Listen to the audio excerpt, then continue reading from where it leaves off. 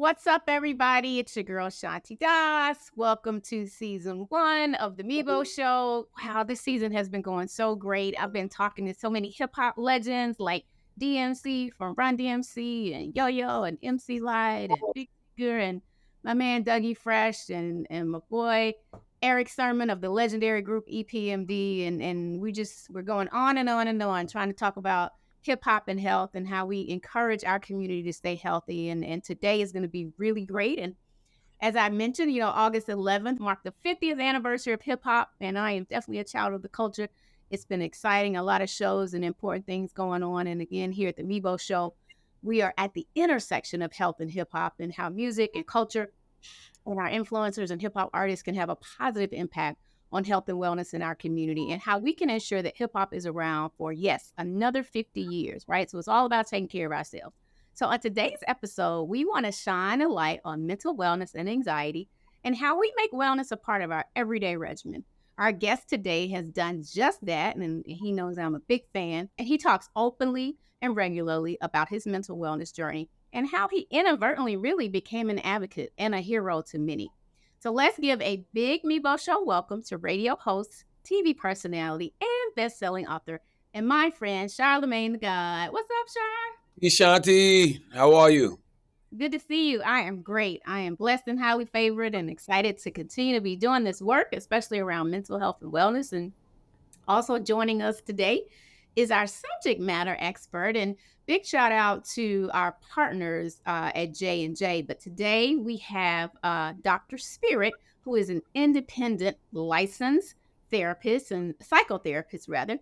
She also is a media personality, so you've probably seen her on TV or seen her online. And she has her on Instagram show on every Friday, just doing so many things to heal our hearts and minds. Let's give a warm Mibo Show welcome to Dr. Spirit, which we fondly call. Hey. Happy to be here. Hey, guys. I think it's going to be a great conversation, and I know both of you have done so much already in this space, and so we're going to jump right into it. And let's get into this mind-body wellness because, again, I call the show the Mibo Show because it is about your mind and your body. And it's just so important that we really take the time to pour into this. So I want to start with you first, Charlamagne. I read on verywellmind.com that in your book, Shook One, Anxiety Playing Tricks on Me, you talked about how you didn't discover you had anxiety till you were in your 30s. You suffer from panic attacks, and each time you had one, you went to the emergency room thinking you were having a heart attack, only to be told that your heart was perfectly healthy, which is a good thing. But eventually the doctor diagnosed you. But even when you first got diagnosed with anxiety, you said you didn't really know what to do with it as no treatments were recommended. So can you talk a little bit about that? Yeah, 2010. I had just been fired from radio for the fourth time. I was back at home living with my mom, my oldest daughter. She's 15 now, so she probably was like 1 or 2 at the time. My now wife, she had to move back home with her parents. And so when I was having that, those anxiety attacks again, at that point in my life, I didn't realize, what they were. I just literally thought I was having a heart attack. So when I went to the doctor, that doctor was the first person who didn't just tell me, you have a healthy heart, your heart is fine. He was the first person to say to me, do you suffer from anxiety? Because, what you describing to me sounds like a panic attack, an anxiety attack. And he asked me had I had it before. And I'm like, yeah, my whole life. And then he asked me, was I stressed out about anything? And I'm like, hell yeah. Like, I'm back at home living with my mom at 32 years old. Like, and I got a daughter and, my girlfriend's back home living with her parents. So I'm thinking I got all of these things going on. So in my mind, all I got to do is, get back in position, get another job, another radio gig, and everything will be fine. And the next radio gig I got was the Breakfast Club. But, 4 or 5 years after that, 2014, 2015, I'm having more success than I've ever had in my life, making more money than I've ever made in my life, but nothing has changed. I'm still dealing with anxiety. It felt like the bouts of depression got worse because, for me, I think in this business, sometimes you can become a caricature of yourself. And sometimes when you're in survival mode and I don't want to go back to that 2010, ever having to live with my mom, you're willing to do damn near anything in the name of entertainment, to stay in position. And I think that's what happened to me. And I just simply wasn't happy. So, you can do all of that and you can make the money and you can have the success, but you still got to go home at night. You still got to go home at night. You got to be able to sleep. You got to be able to look in the mirror and be proud of yourself. And, that's just not something I was at the time. So I think all of that made my anxiety and depression even worse. So, I just decided around 2016, to go get some help because, I just did not like what I was becoming and I didn't like the way I was living. And that's when I started going to therapy. Thank you for that. And let me just say, you talk openly so much, but your vulnerability and transparency is to be celebrated, especially as a Black man in hip hop, someone in our culture, having seen, your rise in the industry. And it's nice to just I've had the pleasure of getting to know you, I would say the last 2 years or 2 to 3 years since I've been doing the work in the mental health space, and just your demeanor and the peace that's over your life now. And I see the boundaries that you put into place and you're doing the work, you're going to therapy, you're still focusing on yourself. And you said, it hasn't gone away. You still deal with some of the issues, but you are doing the work. Dr. Spirit, come on in, Spirit. Let's talk a little bit about Charlamagne and doing work and how hard it can be for someone, especially in the public eye, that has anxiety and trying to get diagnosed properly, but still trying to be that face, in the limelight and as a celebrity, if you will. Talk to us about how hard that can be and, how we even diagnose anxiety. Well, it's extremely difficult, especially when you are somebody of the stature like a Charlamagne the God, right? Because there is pressure, and most people don't recognize anxiety to be a clinical illness that needs treatment. Anxiety is something that everybody experiences. It's about worry about the future, worry about what's down the road, what is to come. And usually it's the things that we don't want to have happen. But what most people don't recognize is that if you are worried all of the time, that is not just something that's happening in your mind, it's happening in your body, hence all the panic and the anxiety attacks. And so it requires care. Your body cannot operate in that heightened state of worry and fear all the time without dumping copious amounts of hormones into your bloodstream that over time will make you sick. And so what people have to recognize is if you are having a hard time, if your mind is racing constantly, if you feel that weight on your chest, like it's a bunch of books or elephants that are just choking the air out of you, if your stomach is messed up, if you can't sleep, these are physical symptoms that require professional care. And so I am constantly encouraging people, you don't have to try to diagnose yourself. You just have to know, I don't feel good in my body, and this is not natural or normal. Yeah, absolutely. And, I find myself, it's interesting, since I lost my mom and my sister, I have these thoughts and I'm always anxious about my other family members and even myself. Yeah. Like, I don't know why I've been anxious lately about car accidents. And it's like I can't even control my thoughts sometimes when I'm driving, being afraid. And that's something that I know I need to address with my therapist. But I feel like, it's coming up more often. And so I know that I'm at a point where I do need to do something about it, and talk to someone. But grief can be really difficult too and bring on a lot of anxiety, right? Absolutely, because when we're grieving, the other part of that is now we're aware of what's possible in our lives. And so you heard me talk about that idea of what you don't want to happen.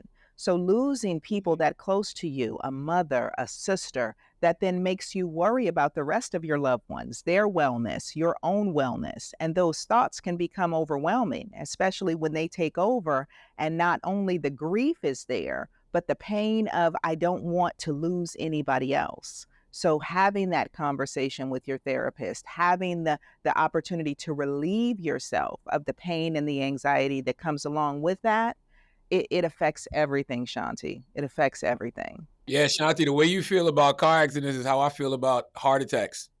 And I've been like that my whole life. I literally just met a doctor named Dr. Puma. I did a CT scan with him a couple of weeks ago. He's the first doctor that ever made me just feel at ease with my physical well-being in regards to anything cardiovascular. And it's based off grief, right? Because I had a homegirl who I came up with. Her name was Michelle Austin.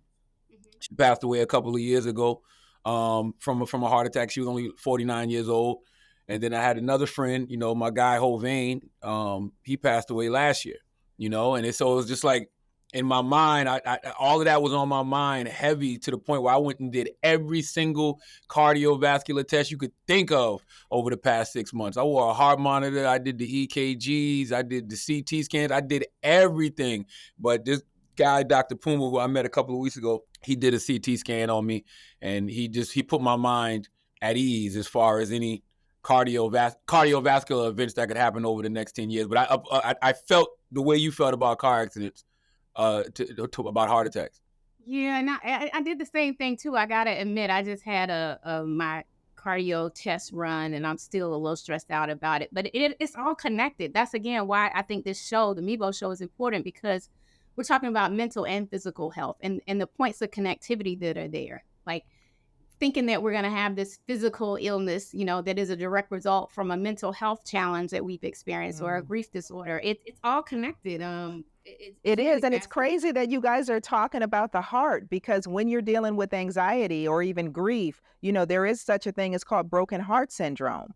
Like when you are experiencing grief, it literally does affect your cardiovascular system. And so we do see more cardiovascular related diagnoses, heart disease, heart attacks, even strokes. So you guys are really talking about that mental and physical connection that is so important. So important.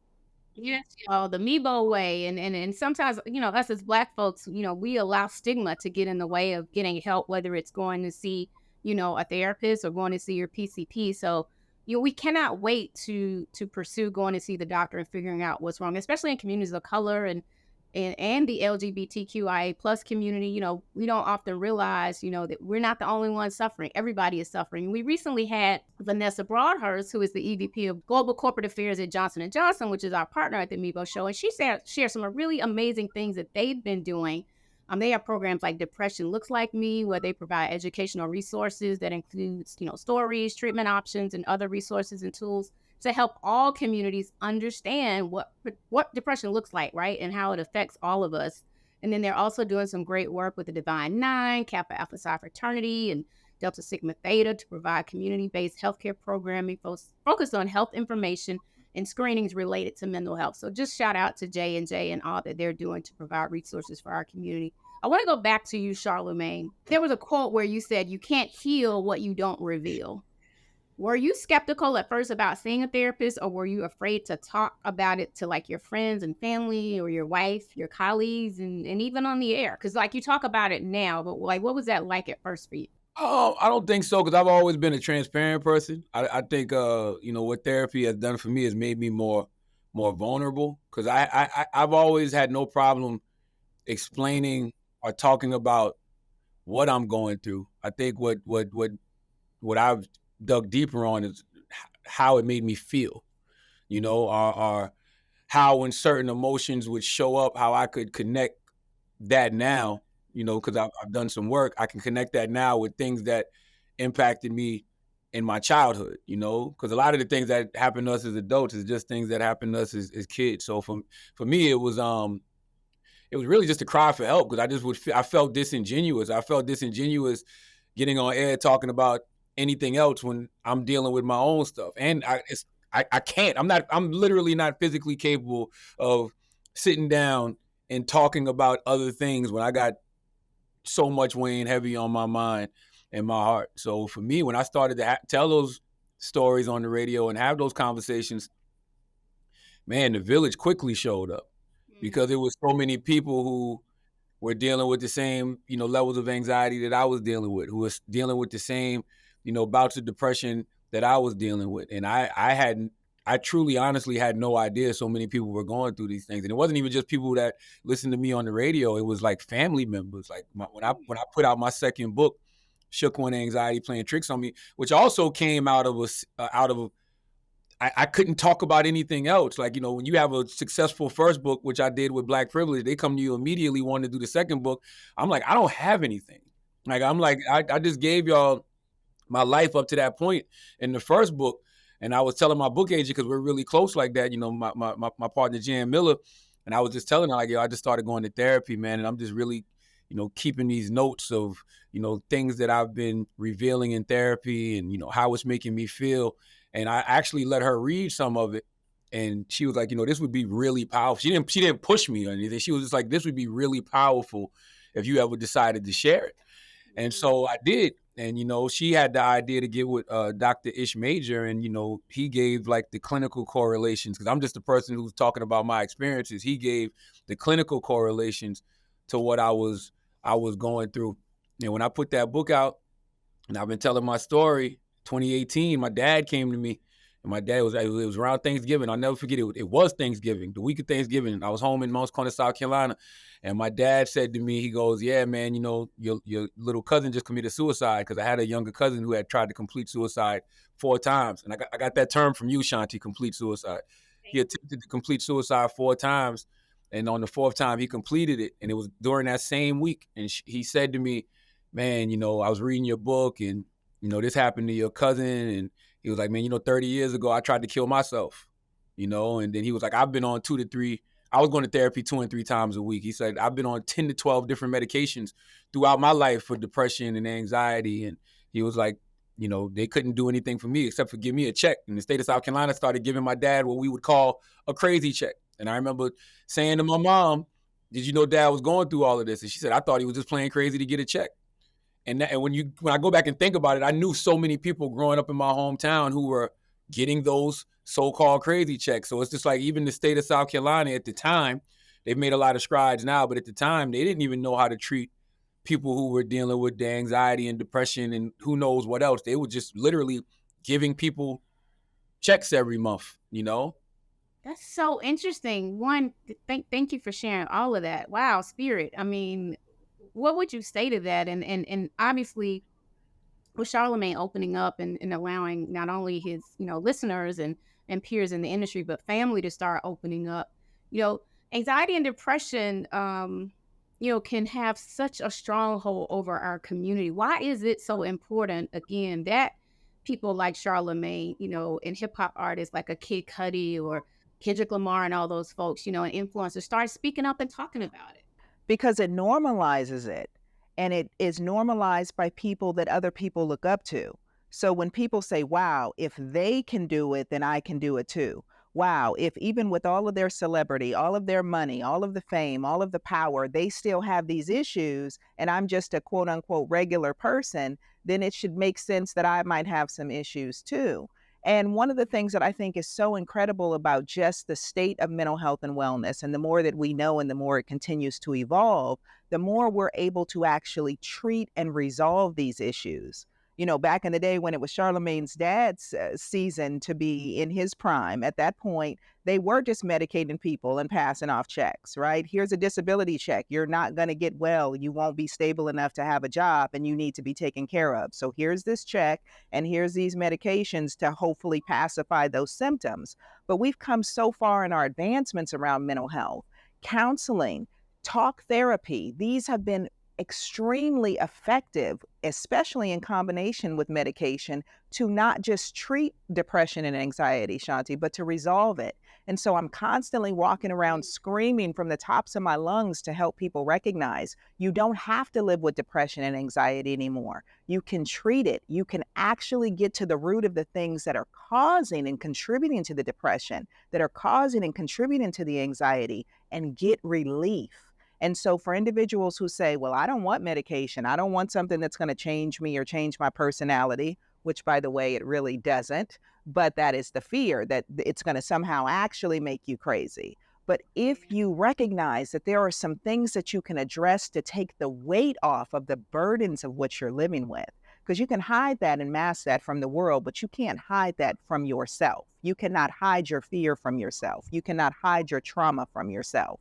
And so it's important to get with people like us who know how to help you go into recovery and stay in remission for as long as possible. That is the goal. Treatment to resolve the issue is the goal now. Amen. And treatment is available. People like Dr. Yes. Spirit exist, y'all. Don't be afraid. Don't be We afraid. do. We do. Telling you, Brother Charlamagne, you're doing some incredible work. You were quoted talking about mental health in the Black community, saying it's just something I decided to make my life's work, right? Mm. And you want to provide free therapy sessions for more than 10 million Black Americans over the next 5 years. And I think that's an amazing goal. Talk to me about your Mental Wealth Alliance network, which my foundation, Silence the Shame, is a part of. I know Spirit worked with the Alliance as well. And just share a little bit about what you all have been doing. Yeah, I mean, I remember being on a panel because people started calling me to be on these different panels when I started telling my story. And I remember being on a panel with Tracy, Jade, and Taraji P. Henson. They got a great foundation called the Boris Lawrence Henson Foundation. And I remember they introduced me as a mental health advocate, and I'm like, whoa, I'm not a mental health advocate. And I remember Tracy and Taraji looking at me like, brother, yes, you are, whether Yes, you you want to be or are. not. And That's and right. and when so many people started coming to me, telling me like, "Oh, my brother started going to therapy because of you," or "My husband started going to therapy because of you," or "My dad," like, it just made me realize, like, man, this is this is much bigger than me. And then it was two situations in particular that really made me decide to want to really start making this my life's work. I had a great friend of mine commit suicide during COVID. You know, rest in peace, Jazz. And watching, sadly, I didn't want to watch it, but watching the video of Nipsey Hussle, when he was tragically taken from us, and it was, I had never felt uh I had never felt empathy for somebody who did such a heinous act before. Like I remember watching that video by accident because somebody sent it to me and I didn't know what it was, and I just pressed play, and once it's on, I'm captivated, sadly. And I remember watching him shoot Nipsey, but then I remember him kicking Nipsey. And I remember it was that kick, man, that made me just say, yo, that brother is in pain. Like, that brother is hurting. Like, I don't know why he decided to project all that pain and hurt on the Nipsey in that moment, but it was just after he shot him and kicked him. And it just made me say to myself, and it was also a conversation I had with Nipsey's brother later on, salute to Black Sam, and just listening to his grief and his pain. And it just made me say, man, like, we really got to, do something to really help our brothers, out here, because it's so many of us that have so many of those same stories, who have witnessed things like that, who have lost people in that way, and we don't do anything about it. Like, our whole lives, we're told you can't cry, you got to man up, you just got to keep it pushing, you got to keep it moving. Man, I'm watching brothers nowadays, I don't know if it's because we getting older, they can't. They're not physically, mentally, emotionally able to just keep it moving. Like, I can tell you so many different people I've watched break down in the last couple of years. And, sadly, because of social media, a lot of us have seen it. Yeah. Because, people run to, social media to be an outlet when they should be running to a therapist, when they should be running to a counselor, when they should be running to a psychiatrist. Like, there's actual tools and resources to deal with this trauma that so many of us haven't dealt with. So for me, it was just like, I wanted to be an official advocate. And when we started the Mental Wealth Alliance, like, that was my sole goal. That was salute to Dr. Alfie Breland Noble. I wanted to get 10 million Black people free therapy over the next 5 years. I want to increase the number of culturally competent mental health professionals, through providing them money for scholarships, because the number does not reflect the amount of Black people in America. I think we make up 13% of the population. I think that the number of Black mental health professionals is like 3% or 4% or something like that. So I want to help increase that number. So I realized too that it's easier for me to raise money and give it to people who are doing the work, like a Silence the Shame or a Black Men Heal. So that's just what we've been doing. We thank you, brother. And it's been an honor for me to be a part of it the past 2 years. Just keep on doing what you're doing. You are certainly making a difference. And we just got a couple quick questions. And I know you all time is valuable and you got a lot going on. Spirit, I want to ask you, what do we need to be doing to protect our energy and our peace every day, especially those who work in hip hop and in our community? Everything that we've talked about. But nowadays, it's just so much going on in the world, from natural disasters to gun violence to police brutality to, just random stuff. And I feel like our peace is being compromised. The idea of peace being compromised, we got to realize that so many of us don't have peace. and can't even remember a time that we have had peace. Because, especially as members of the global majority, we're coming out of societies where we have lived in poverty. We've seen extensive violence. We've had trauma histories. We've had learning disabilities. We've had every kind of situation that we have had to survive that has already disrupted our peace. And so, as Charlamagne talks about people breaking down, people are full. They have no more space. They have no more capacity. So what we have to do on a daily basis is we have to find time to de-stress. And I want people to be reminded that the body processes everything as stress. Good stress, which is eustress, bad stress, which is that chronic acute stress that we know, and then the neutral stress of just what it takes for our bodies to take care of us. But the body processes everything as stress. And so if you don't have time every day to decompress, to take some of that away that just says, I need to be still, I need to be at rest. And most of us are so afraid to rest, one, because we don't believe that it's possible for us to be able to, two, because we don't believe that we're deserving, and three, we don't know what it means to be at rest, and then we feel like we're lazy or that somehow we're going to fall behind and be at risk to go back to the lives that we've all tried to escape from. So we have to see the value of rest as a benefit. That is where our bodies rejuvenate. That's where it restores itself. And so we have to look at therapeutic activities, even if it's just getting away for 5 minutes to decompress and to just check out.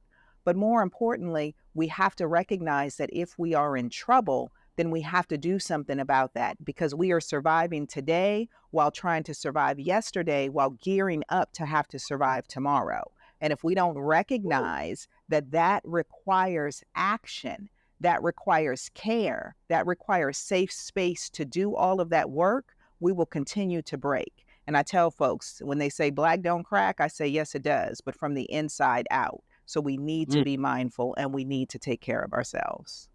Ooh, you just said a word. Black don't crack, but it does from the inside out. From the inside out. Absolutely.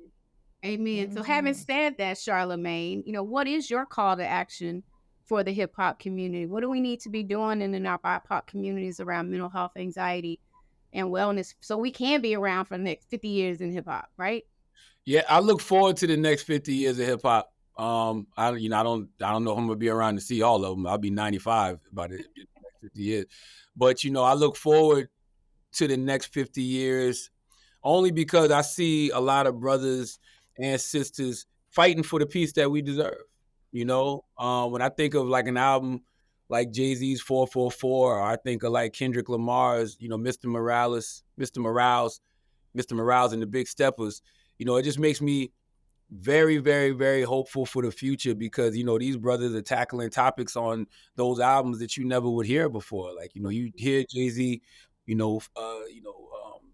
talking about his daddy issues. You hear Kendrick talking about his daddy issues. You hear both of them talking about going to therapy. You hear both of them talking about wanting to be better husbands. You hear both of them, apologizing, to their significant others. You hear Jay-Z literally killing his ego, wanting to kill the character of Jay-Z. He literally has a song called, Kill Jay-Z. He's on there saying how, he has to, get softer because now he's got a daughter. Like, it's just, when you hear that, when you hear that rhetoric over and over, man, the same way that hip hop, definitely, contributed to to the celebration of a lot of things we should have been celebrating, whether it was the gang culture, whether it was drug culture, whether it was, misogyny, disrespect to women. Like, we saw that for the first 50 years of hip hop. So when you got elder statesmen now like a Jay-Z who now know better and they're doing better, so they're teaching better and delivering better in their music, or you hear a young man like Kendrick, like even having the awareness and the wherewithal at that age and that level of success to speak the way he's speaking, or even guys like Westside Boogie, or even people like Rhapsody, and like they're all talking about mental health and mindfulness, and they're sharing their experiences and being vulnerable, and that just makes me feel good about where the culture is ultimately going. So I mean, if this is what if that's what the next 50 years of hip hop is going to look like, I'm all for it. Yes, I love that. And shout out to Jay-Z and the Kendricks and Rhapsodies, everybody that's out there pushing the culture forward from a wellness perspective. We salute you from the Mibo Show. And before we go, I have to ask you both, we are celebrating Hip Hop 50. Even though the birthday is past, we're still in that year of celebration. Charlamagne, when did you fall in love with hip hop? 1988. I was around 9, 10 years old. My cousin Tyrone, we were in a place called Kitfield. That's where a lot of my family lived at in Mounts Corner, and we were in his. We all grew up in single wide trailers, and so I was in his room. He had the fan in the window, he had his boom box, and he was listening to Eric B and Rakim Paid in Full. And I'm like, what is that? Like that was I'm like, what is that? Like that bass line, even now, is just so soulful and it's interesting. Every time I hear that song, I go back to that moment of being 10 years old in Kitfield, South Carolina. I remember exactly how I felt in that moment every single time I hear that song right now. So that was my, oh, I love this. I need to know what's going on. And one more pivotal moment, that was my introduction to the music. I remember going to Jay-Z's Hard Knock Life show in I think it was 1999, maybe early 2000, and they came to the North Charleston Coliseum in Charleston, South Carolina. We never used to get shows like that, and it was Jay-Z, DMX, Method Man, and Redman. And I remember Jay-Z being on stage, and he was rapping "One in a Million," and he said, "While you looking at my roll, ice," and he stuck his arm out, and I guess they had like a light effect that would hit his watch and make it like it would just illuminate over the whole stadium. And I remember saying to myself, like, I don't know what it is he's doing, but I want to do that. In order for me to do that, I need to be in this industry. I need to be, part of this culture in a real way. And so I think that's what made me want to get into the business of hip hop. I love that. That's great. And you are certainly doing your thing, brother. Spirit, when did you fall in love with hip hop, my sister? Oh man, I think it was when I first heard that down, down, down, down, Bonita Applebomb. That was it, right? Like for me, that was riding up the coastline of PCH Highway. That was it. It was done. But I'll tell you what made me a forever fan. 1997, I was in Tokyo, Japan. Method Man, Redman, Eric B. and Rakim, they were out there doing their thing. And when I saw the way that they rocked that crowd and had folks out there with Japanese folks with texturizers in their hair, and they were out there breakdancing and doing all kind of stuff, and I had to sit back and take a breath and go, wow, here is a movement that has united and put us on a map globally. And I learned in that moment, I had to go all the way around the world to recognize that everybody wanted to be just like us. And hip hop was creating that. It was like, sign me up. Because if that can humanize us and move mountains and tell our story over and over in a way that brings us all together, I am here. Forget another 50 years. Give me 500. No doubt. That's right. Hip hop is global, and it's such a blessing to see how universal this genre is now, and what it means just to the world, right? Not just to folks in our community and the Black community. So I want to salute you all again. Thank you so much, Charlamagne the God. Thank you, Spirit, for pouring into this episode on mental health and anxiety. Again, I do this work because I want to see people live and #live their best lives. It's all about the mind and the body, and certainly the work that I'm doing with Silence to Shame, but now with mibo, just trying to take a holistic approach at everything, looking at every aspect of our health. And I want to see our brothers and sisters in the culture move forward. And I want to see us have that peace. And I don't want to see us breaking down on social media. So you all and your time is just so valued. And we love and appreciate you at the Mibo Show. Again, shout out to our partners, J&J, for all the resources that they're putting out into the community.